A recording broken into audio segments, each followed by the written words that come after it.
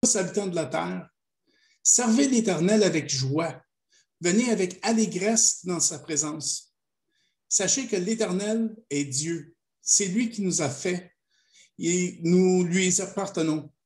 Nous sommes son peuple, le troupeau de son pâturage.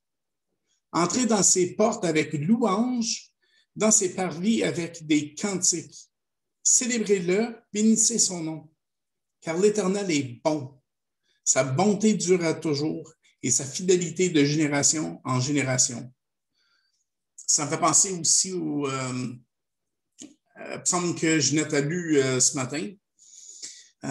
Effectivement, j'aurais pu choisir parmi beaucoup d'autres psaumes qui disent « Bénissez l'Éternel » ou « Mon âme bénit l'Éternel ». On peut voir dans les psaumes l'importance de bénir ou de louer Dieu. Donc, je vous souhaite le bonjour à tout le monde. Bon dimanche matin. Le dernier qui, Dieu voulant, qui va être virtuel. En tout cas pour vous, pour la majorité d'entre vous. Moi, je vais continuer à être sur Zoom les dimanches. Mais merci Seigneur que dimanche prochain, on va pouvoir, ou vous allez pouvoir être à le bâtiment. Il y a plusieurs différents types de messages qui peuvent se faire le dimanche matin. Il y a l'enseignement, il y a la prédication, il y a la réflexion, il y a l'exhortation, etc. Mais ce matin, je veux apporter un message d'encouragement et de reconnaissance pour tout ce que l'Éternel a fait pour nous, l'Église de la Carrière. La reconnaissance est une partie tellement importante de la vie chrétienne. Je pense à Patrice Nagan, qui, la dernière fois qu'il était ici, a chanté, aussi bien que mal, le cantique « Compte les bienfaits de Dieu, mets-les tous devant tes yeux, tu verras qu'en adorant, combien le nombre en est grand. » Ce qui vient du psaume 146. On est encore dans les psaumes. Puis il a bien avoué qu'il ne faisait pas partie du groupe de louanges. Moi non plus, je n'ai pas essayé de le chanter parce que je ne fais pas partie du groupe de louanges pour une bonne raison. C'est ce que je veux faire ce matin, c'est compter et apprécier les bienfaits de Dieu. Mon message vient d'une bénédiction que j'ai reçue un mercredi soir, où j'ai été vraiment touché par le Seigneur et ça a duré jusqu'au jeudi matin. Ça fait de ça quelques semaines. Avec tout ce qui se passait, avec l'anticipation de l'AGA, la refocalisation, la super belle soirée du mercredi, d'études bibliques du mercredi. Ça, je vous invite à vous joindre. C'est vraiment, vraiment bénissant. Dieu m'a montré, il m'a donné comme un snapshot, une image de l'état de l'Église. Puis il m'a montré jusqu'à quel point il nous a bénis et continue de nous bénir et d'être avec nous, malgré certaines difficultés auxquelles on fait face. Il y a le départ de Peter et Suzanne qui a laissé naturellement un certain vide. Et moi, personnellement, je m'ennuie vraiment de ces enseignements. Et maintenant, des complexités de ce fameux COVID-19. C'est vrai que nous n'avons pas de pasteur en ce moment et que cela peut créer un certain sentiment d'instabilité ou d'inconfort chez certains. Cependant, Dieu est fidèle dans ses bénédictions. Ne savons-nous pas que tout concourt au bien de ceux qui aiment Dieu, de ceux qui sont appelés selon son dessein, comme nous dit Paul dans Romains 8, 28. Là, ce n'est pas parce que je dis que l'absence d'un pasteur est une bénédiction. Ce n'est pas du tout mon but. Ce n'est pas où ce que je veux en venir. Ce que je veux dire, c'est que nous avons été bénis malgré le fait que nous n'avons pas de pasteur en ce moment. Le fait de ne pas avoir d'ouvriers ne nous a pas jetés à terre, bien au contraire. Dieu m'a montré à quel point nous avons grandi, comment nous avons devenu plus solides. C'est tellement beau et encourageant de voir comment les gens de l'Église se sont impliqués pour faire vivre et prospérer la communauté et de combler le vide laissé par le départ de Peter et Suzanne, entre autres. Si nous comptons les gens dans le groupe de louanges, dans le comité d'église, dans le CA, dans le comité pastoral, on a la presque totalité de la liste des membres. Ça, c'est merveilleux, le niveau d'implication des gens. Et puis, ce n'est pas la première fois qu'on se retrouve dans cette situation. Je me souviens, là, on recule de plusieurs années. On était sur le boulevard des Hauteurs, chez les frères. Et puis, on avait un pasteur invité qui est venu. Et puis, il s'est renseigné sur notre situation avant de préparer son sermon. Et puis, on avait eu une baisse, naturellement, des gens qui assistaient à l'église. On n'avait plus de pasteur, on n'avait plus de bâtiment, on était là dans une salle louée. Et puis, dans sa tête à lui, il était sûr qu'il était pour retrouver un petit groupe de personnes démoralisées, découragées, démolies. Et puis, quand il nous a vus, il a vu, à sa surprise, il nous a trouvés joyeux, solides, optimistes. Et puis, il y a monté sur la scène, puis il a dit, c'est pas du tout ça auquel je m'attendais. J'ai préparé le mauvais sermon. Vous êtes de bonne humeur, vous êtes encouragés dans le Seigneur. Aujourd'hui, on se retrouve encore dans cette situation, ferme, joyeux et inébranlable. On se retrouve encore dans cette même situation, mais avec un plus grand nombre et un bâtiment. Gloire à Dieu. Donc, contre les bienfaits de Dieu, un exemple de bénédiction. Les membres de l'Église qui enseignent ont eu l'occasion et l'espace, avec l'absence de Peter et de prédicateurs continuels, si on veut, ont eu l'occasion et l'espace pour s'épanouir et ont pris de l'assurance. Je pense à Alain. J'ai toujours hâte de l'entendre quand c'est lui qui enseigne. Dernièrement, il a apporté un message qui était vraiment stimulant sur le sujet de la parabole du semeur. Puis il l'a appliqué à notre vie chrétienne. C'est un homme authentique que j'apprécie tellement. Et j'apprécie tellement son sens de l'humour. C'est vraiment agréable de l'entendre. Il y a Marielle qui apporte ses messages de façon tellement poétique. J'ai toujours hâte de l'entendre parce qu'elle a une vision complètement différente de la mienne. Pas que c'est une vision qui est différente, mais c'est une différente façon de voir les choses. Moi, je n'ai pas sa capacité de m'exprimer de façon si éloquente qu'elle. Elle a le don de faire voir la beauté et la splendeur de Dieu, puis j'en sors toujours béni. Et puis Ginette, tellement créative dans sa façon de communiquer la parole. Je me souviens de la fois, il y a quand même quelques années, quand nous étions assemblés dans le gymnase, à l'école, où elle a fait une mise en situation. C'est vraiment une mise en situation parce qu'elle a demandé de fermer les yeux et d'imaginer que Saint-Jérôme était assiégé par un ennemi fictif. Et on était captifs de ces gens. Puis elle a utilisé cette image-là pour expliquer notre attente de la délivrance de Dieu. Ça m'a tellement frappé. On est quand même une couple d'années plus tard, et puis ça me reste. Ça fait partie, disons, du top 10 des enseignements que j'ai reçus et que je me souviens très, très bien. Puis plus récemment, sa comparaison entre l'histoire de David et Goliath, puis la vie et la mort de Jésus, était vraiment fascinante. Moi, je n'avais jamais fait ce parallèle. Nous avons aussi le privilège d'avoir des pasteurs invités et la diversité d'enseignements qu'ils apportent. Je pense à Marc Paré, qui nous apporte toujours un bon steak, comme dirait Alain. Marc Paré, il y a des enseignements qui sont profonds. Puis je l'apprécie beaucoup. Je l'apprécie même si la dernière fois qu'il a enseigné, il nous a comparé, il a fait la comparaison entre l'intelligence d'un chien et celui de l'être humain face à Dieu. Une autre bénédiction, une autre raison de se réjouir, c'est malgré les confinements de la COVID, nous avons quand même des gens en périphérie et des gens dévoués de l'Église qui les accompagnent.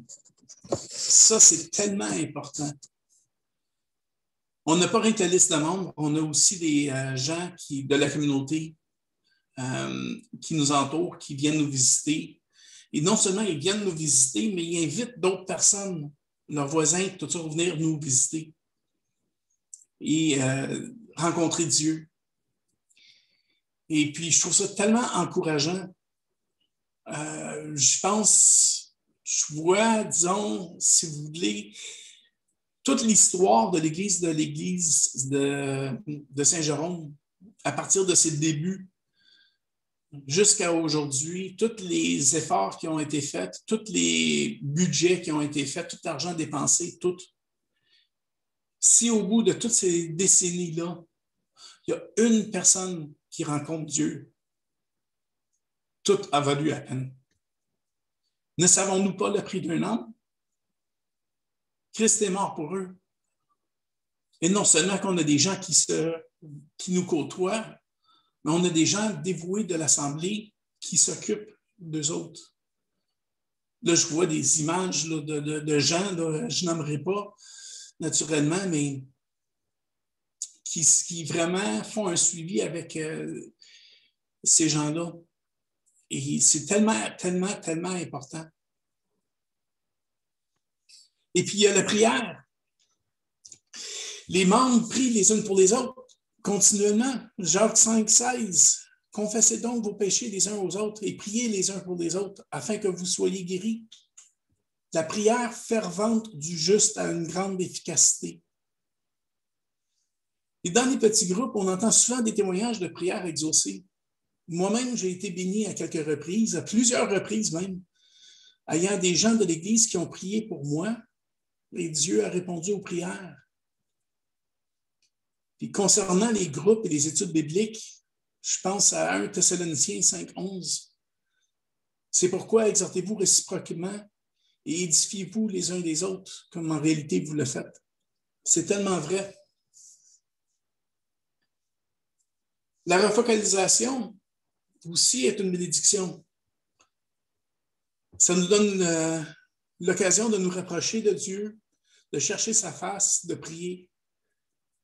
On cherche à discerner sa volonté pour les 5 prochaines années, pour le servir, à être ses ambassadeurs pour sa gloire. Gardons à l'esprit un de mes versets préférés. Je m'excuse, je reviens souvent avec ce verset-là, mais c'est vraiment un de mes versets préférés. Éphésiens 3, 20. Or, à celui qui peut faire, par la puissance qui agit en nous, infiniment au-delà de tout ce que nous demandons ou pensons. Lui soit la gloire dans l'Église et en Jésus-Christ, dans toutes les générations, au siècle des siècles. Amen. Qui peut faire infiniment au-delà de tout ce que nous demandons ou pensons. C'est vraiment, vraiment puissant, je trouve. Une autre bénédiction et aussi un sujet de prière, c'est l'AGA. Jonathan en a parlé dans les messages. L'AGA s'en vient samedi prochain, à 9h30. Je vous encourage fortement d'y participer aussi.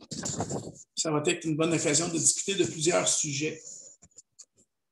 Entre autres, et encore une fois une bénédiction, c'est le budget.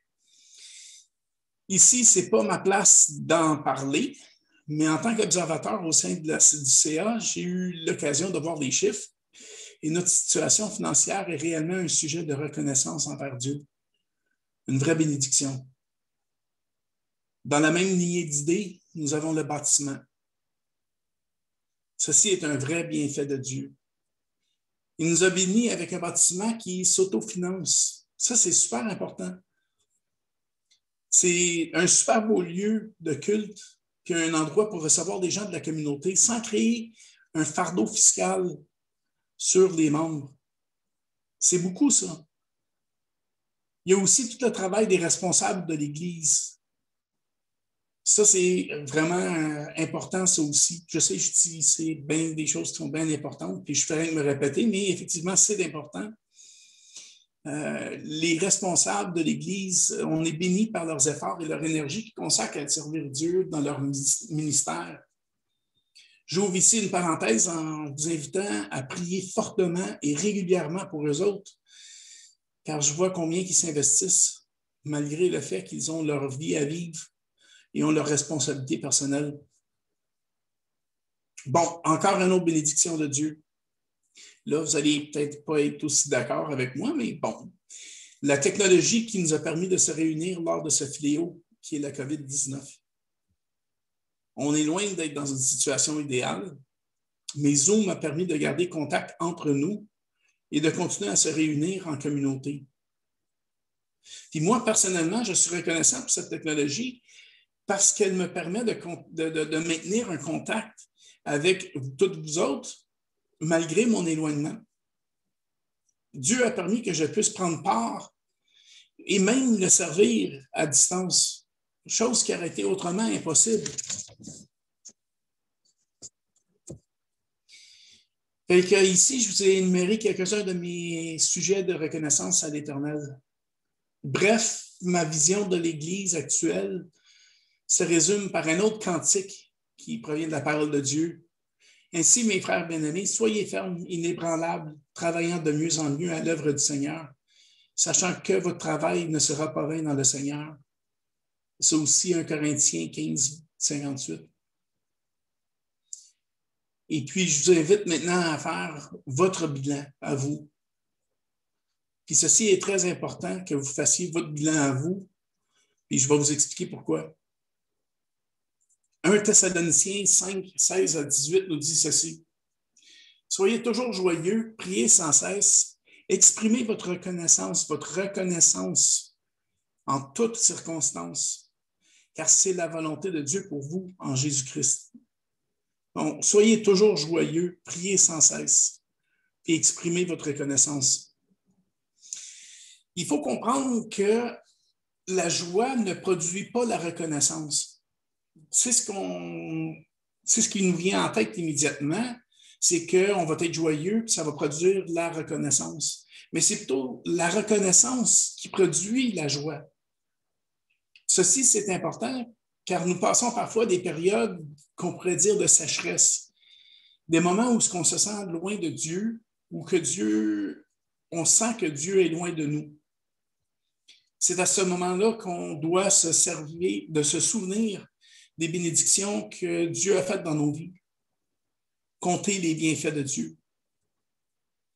Comme vous le savez, moi, ça fait plus de 10 ans que je travaille dans le Grand Nord. J'ai fait 10 ans à Inukjuak avec les Inuits en tant que directeur d'école aux adultes. Et au mois d'octobre, j'ai changé pour l'abbé James dans la Nation Cri de Wemindji, toujours directeur d'école aux adultes. Puis, je peux vous dire que là, en ce moment, je suis à près à 1400 km de distance de vous. Il m'arrive parfois de me sentir envahi par des sentiments de solitude, d'isolement, éloigné de ma femme, de mes enfants et de l'Église, de ma communauté. Puis, quand que je vis ces moments de difficulté-là, il s'agit que je me mette à méditer sur tout ce que Dieu a fait pour moi, tous les clins d'œil qu'il m'a fait pour que je me sente heureux. C'est pas facile, puis ça ne vient pas naturellement. C'est vraiment un effort qu'il faut faire, en tout cas dans mon cas à moi. Mais en effet, en faisant ça, on voit que c'est la reconnaissance qui engendre la joie. Maintenant, j'aimerais m'excuser auprès de vous, car je ne suis pas nécessairement un homme éloquent. J'ai de la difficulté à m'exprimer. Ceci vient du fait que mon cerveau ne fonctionne pas nécessairement de la même manière que la majorité des gens.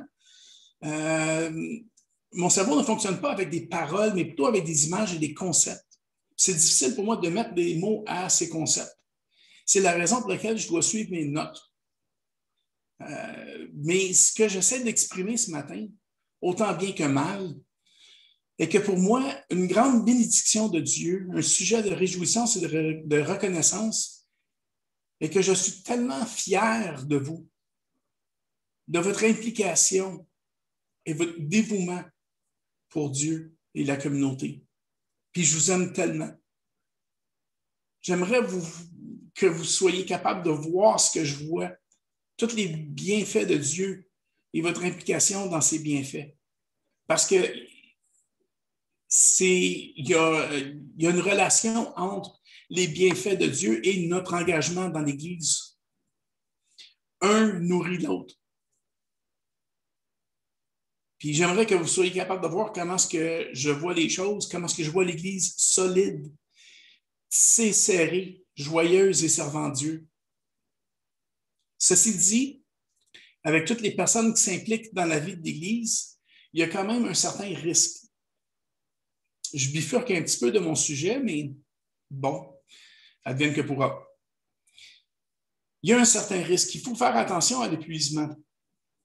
Le plus que nous tous, en tant qu'individus, le plus qu'on s'engage dans nos divers ministères et dons, on s'ouvre à l'épuisement. Nous sommes déjà taxés par les demandes courantes de la vie. Parfois, c'est difficile de mettre de l'énergie au service de Dieu et de la communauté. Bon, ça ne nous tente pas. Point. On est fatigué. On a déjà des engagements. Et puis, malheureusement, servir Dieu, si on est honnête, des fois, ça arrive que servir Dieu commence à sentir comme un fardeau. Puis il y a aussi la possibilité du découragement. Les choses vont mal dans nos vies. Nous vivons peut-être des frictions avec d'autres personnes. On témoigne aux gens, mais ils sont fermés à l'Évangile. Certaines personnes ont quitté l'Église. Heureusement, Dieu promet de nous soutenir. Ne le sais-tu pas? Ne l'as-tu pas appris? C'est le Dieu d'éternité, l'Éternel, qui a créé les extrémités de la terre. Il ne se fatigue pas, il ne se lasse point. On ne peut sonder son intelligence. Il donne de la force à celui qui est fatigué et il augmente la vigueur de celui qui tombe en défaillance. Les adolescents se fatiguent et se lassent, et les jeunes hommes chancellent, mais ceux qui se confient en l'Éternel renouvellent leur force. Ils prennent le vol comme des aigles, ils courent et ne se lassent point, ils marchent et ne se fatiguent point. Ça provient de Ésaïe 40, 28 à 31. Donc, en conclusion, la reconnaissance est une partie importante de notre relation avec Dieu. Elle apporte la joie et nourrit notre relation avec lui. Comptons les bienfaits de Dieu dans nos vies et rendons-lui grâce et louange. Philippiens 4, 6 à 7 nous exhorte. Ne vous inquiétez de rien, mais en toute chose, faites connaître vos besoins à Dieu dans les prières et les supplications, dans une attitude de reconnaissance. Et puis quoi? Et la paix de Dieu, qui dépasse tout ce qu'on peut comprendre, gardera votre cœur et vos pensées en Jésus-Christ. La promesse de Dieu, si nous nous approchons de lui avec reconnaissance, il nous promet la paix. Donc, prions. Ô Père céleste, Abba Père, Roi des rois, Seigneur des seigneurs, oui, grand Dieu, nous voulons nous approcher de toi, approcher ton trône avec assurance, mais surtout avec reconnaissance pour tous tes bienfaits. Tu as su prendre soin de nous, de bénir notre assemblée, et nous voulons te remercier et t'exprimer notre reconnaissance. Tu entends nos prières et tu nous réponds, toi qui es le créateur de l'univers. Qui sommes-nous pour bénéficier de tes bienfaits? Cependant, tu as choisi de venir, toi le grand Dieu, comme un simple homme, comme un de tes créatures, et tu es venu mourir sur la croix pour nous racheter. Nous sommes maintenant des fils et des filles du grand roi. Tu es vraiment un Dieu vivant. Nous voyons ta main sur nous. Nous voyons comment tu agis en nous. Nous voyons comment tu nous bénis. Et nous voulons compter tes bienfaits que tu nous envoies. À toi revient toute la gloire, l'adoration et l'honneur. Amen.